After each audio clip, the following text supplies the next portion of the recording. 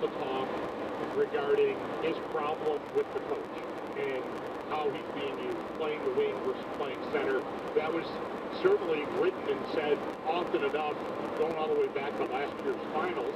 And then, of course, in this year, and even into free agency, this conversation period here in Buffalo, Sean, we were, well, boy, could he play at center? Could they move guys? Like, what are you going to do? He really wants to play center. Seems like him signing back there just puts that to bed.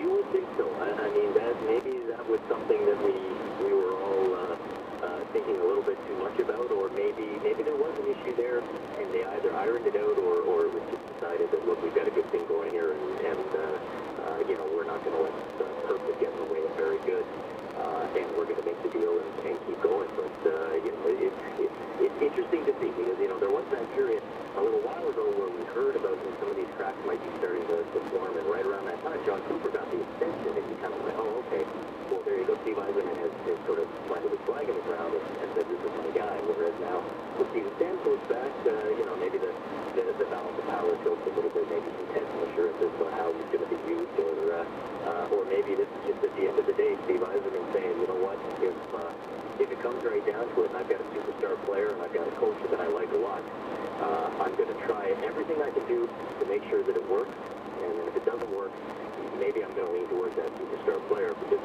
that is what smart organizations do. Nudge, nudge, Montreal Canadiens. Well, the Sabres, of course, wanted Stamkos, and it seemed like they probably needed to put off anything else they wanted to do until they had resolution on that. That came a little early. Georges Laraque was on WGR this morning, Sean, and he said that he was told the same thing about the Sabres, that everything else was going to wait, and that might have been how everybody involved was going to look at it. And Laraque also said that he heard the Sabres are trying to move Evander Kane. Kane was accused of putting his hands on women in a bar last Thursday night, and there's a police report, and it's not our first time down this road with him. Murray, I think, is in a very tough spot with Kane, who he went out and got, of course, last spring, despite his having a rep before. So, how do you solve this one? Yeah, that is a tough question, because I think the question that you have to be asking if you're Tim Murray is do we want to continue with Evander Kane? Do we want him to be a part of this team and be a part of what we're building here, or is it time to move on? This is not a case where you're looking at moving a guy because of the value you can get back, because you're not going to get much in the way of value. I mean, we just saw what you know, a first or second team all-star type guy like Taylor Hall got you in return. Evander Kane, the player that he is, nowhere near that particular tier, and with all some of the other stuff that followed him around and may be continuing to do so, you're not going to get much in the way of money. I've got all the respect in the world for Tim Murray as a GM, and if anybody can squeeze a little bit of value out of that situation, he'd be the guy. But you're not going to get much. So the question is, okay, can we live with this? Can we maybe continue to work with this guy? Can we be the team that you know, gets the proverbial light bulb to go off in this kid, and it really lets him become the player that a lot of people in the hockey world still think he can be? Or is it time to move on and call it a loss on this and see if somebody else out there wants to take a crack at it? But I really don't think, if you're a Sabres fan, that you should be expecting to get a ton of value in return in a deal like that, especially given the timing, because as good as Tim Murray is, he's dealing from a real position of weakness on this one if he decides to go that route. I agree with you, and I'm just going to say, while agreeing with you, if I had heard Kane for Adam Larson, I still would have been mad, but Kane for Shea Weber I would do. Kane for Shea Weber, I would be like, okay, you did a good job. Yeah, that's hilarious. How bad a deal? You're saying, after you said the 30 years of covering, worst trade ever, the Larson deal going for Taylor Hall, and then, of course, the Subban thing happened. Shea Weber is at least a very good player and has been an all-star in the league.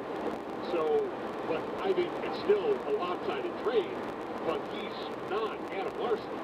No, and that's sort of where I can be honest with after kicking it around the last 24 hours. The Oilers made a terrible trade, but I understand why they didn't. The Montreal Canadiens made a not very good trade, but still got a that.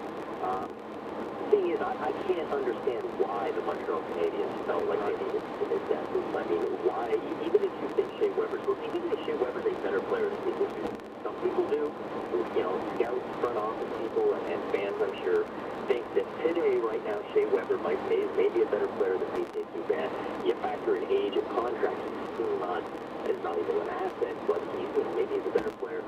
Even then, I don't understand why the Montreal Canadiens felt they needed to do this. And, you know, what typically happens when you see a trade like this, and you hear whispers that, well, you know, maybe there was something else going on. Maybe the organization was sour on the guy. Maybe there was things happening behind the scenes. What usually happens is the trade goes down, and then things start to leak out. And you start to hear stories and anonymous sources say this or that, and it starts to paint at least more of a picture. You look at some of the stuff that's come out today about why the Canadiens may have been uncomfortable with PK Subban. None of it makes the guy look that bad. I mean, none of it makes him look bad at all. It's just, well, you know, he's his personality, and, you know, he didn't get too down when things weren't going well, and, you know, this and that. And you're just kind of left sitting there going, you know, what is it about PK Subban that, you know, and the Montreal Canadiens that he couldn't work? Because, you know, I'm sitting there, and look, I'm the furthest thing from an insider. I don't claim to know what goes on behind closed doors in dressing rooms or wherever else.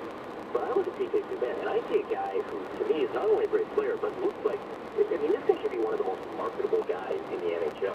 And